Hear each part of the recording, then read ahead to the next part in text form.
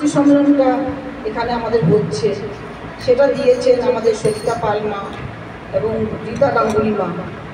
আজকে ওরা এই মাতৃ সম্মেলনের আয়োজন করেছেন বলেই আমরা কিন্তু সকলেই একসাথে এখানে মিলিত হয়েছি। আমাদের মূল কেন্দ্রবিন্দু হচ্ছেন ঠাকুর। আমরা ঠাকুরকে দেখে আজকে আমার এই মা দুজন আজকে মাতৃ সম্মেলনের আয়োজন করেছে। সত্যি খুব ভালো লাগছে যে তারা এই আয়োজন করেছে বলে আমাদের এত লোকের সমাগম হয়েছে। তারা একটু ঠাকুরের নাম ধ্যান করেছে, একটু ঠাকুরের কথা শুনতে পাচ্ছে কানে, এটাই আমাদের সবচেয়ে বড় পাওনা। আজকে আমার খুব এই নুপুর মা বলে গেল যে ওর ছেলে বলে একটা চাকরি পাচ্ছে, যেন ঠাকুরের কাছে বলে। ঠাকুরের কাছে কিছু বলতে হয় না, চাইতে হয় না। ঠাকুর তো দেখছেন, ঠাকুরেরই তো সন্তান, তার কাছে চাইতে হয় না, খালি তাকে বলতে হয় ঠাকুর আমি জানি না কিসে আমার মঙ্গল হবে, আমার ভেতর তোমার ইচ্ছে মঙ্গল হোক, তোমার ইচ্ছে পূর্ণ হোক, আমি সব অবস্থাতে রাজি আছি, এইটুকু তাকে বলা। তার কাছে কিছু চাইতে হয় না। তা আমার খুব খারাপ লাগছে, আমার নিজেদের রিলেটিভের মধ্যেই বেশি বয়স না, আমার সন্তানের মতনই ও, কিন্তু ও যখন ইয়াং বয়সে ও বিয়ে করেছে, ওর একটা ছেলে মেয়ে বড় হয়েছে, কিন্তু খুব দুঃখ লাগে যে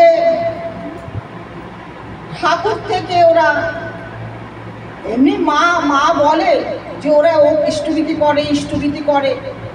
আরে ইষ্টভীতি করে মা, আমি তো মা, আমি সন্তানকে বারবার করে বলবো তুই ঠাকুর ছাড়া কিন্তু অন্যদিকে মন দিস না, অন্যদিকে কোনো কিছু করিস না। কিন্তু যে বয়সটা যখন সন্তানরা শোনে না, ব্যাপারটা হচ্ছে আমরা যখন নরম থাকে মাটি তখন আমরা কিছুই করাই না। তখন আমাদের সেই সময় যদি আমরা সন্তানকে ঠাকুরমুখী করে দিই, আদর্শ মুখে ঠেলে দিই, তাহলে আমার সেই সন্তানের আজকে এই দিনটা দেখতে হয় না।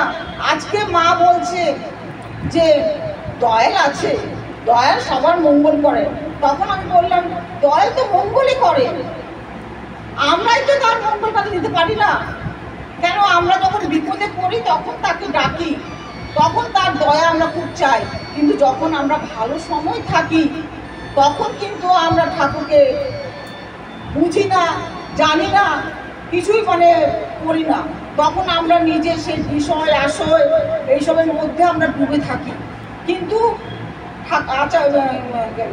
আমাদের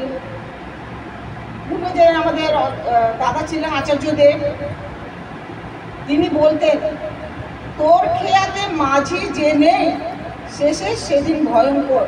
আমি আজকে নিজের চোখে দেখতে পাচ্ছি, আমার এত খারাপ লাগছে, আমার বুক ফেটে যাচ্ছে যে সন্তান, আমারই সন্তান একজন, তার ডায়ালিসিস হচ্ছে, তার মানে তার শেষের দিকে সে কেন তার চরণটা ঠিক ছিল না, তার জন্য দায়ী তার মা, তার বাবাও গত হয়েছে। কিন্তু আজকে একটা সংসারকে সুন্দর করতে পারে একজন মা, আর একটা সংসারকে ধ্বংস করতে পারে একজন মা।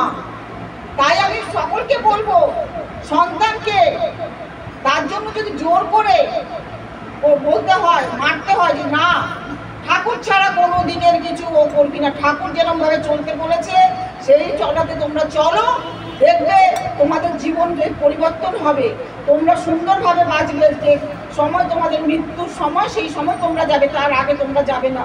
কিন্তু আমরা বুঝি না।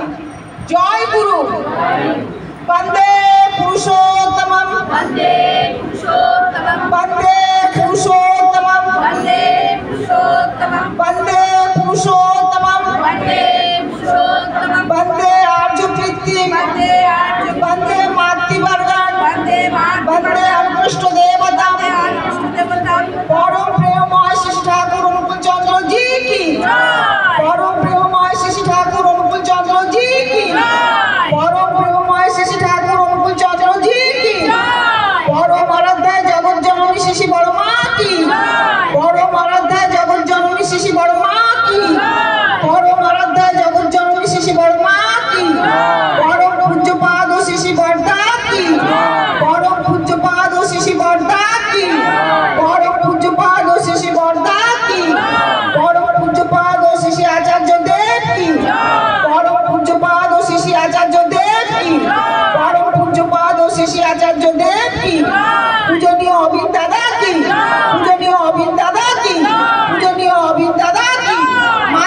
সম্মেলন